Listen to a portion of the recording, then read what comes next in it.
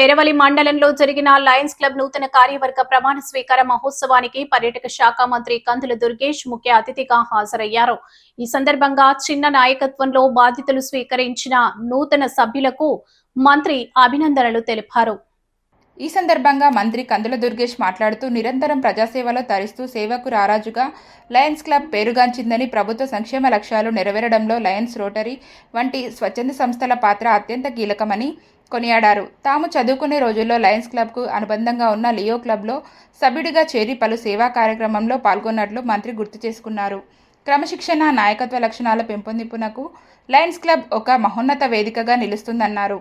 పేరవలి మండల ఔన్నత్యాన్ని చాటుతూ సేవలందించిన పూర్వ అధ్యక్షులు రాయుడు కార్యవర్గాన్ని అభినందించారు. స్థానిక ఎమ్మెల్యేగా, రాష్ట్ర మంత్రిగా పేరవలి ప్రాంతంలో లయన్స్ క్లబ్ చేపట్టే అన్ని సేవా కార్యక్రమాలకు తన సంపూర్ణ సహకారం ఉంటుందని హామీ ఇచ్చారు. ముందుకు రావాల్సిన అవసరం ఎంతైనా ఉంది.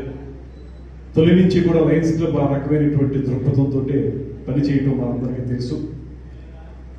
నేను బాగా స్టూడెంట్గా ఉన్నప్పుడు రాజమండ్రిలో అప్పుడే లయన్స్ కు అనుబంధంగా ఉండేటువంటి లియో క్లబ్ అనేది ప్రారంభించినప్పుడు నేను కూడా లియో క్లబ్ సభ్యుడిగా ఆ రోజున అందులో ఉన్నాను.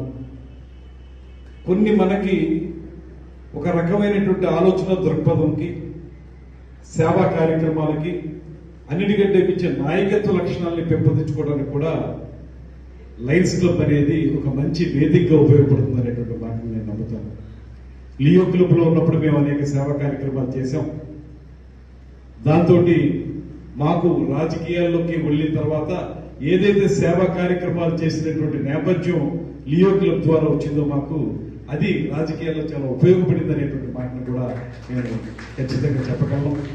అలాగే అన్నిటికంటే మించి ఒక ముఖ్యమైనటువంటి అంశం ఏంటంటే క్రమశిక్షణకి పెద్దపీట వేసేది లయన్స్ క్లబ్.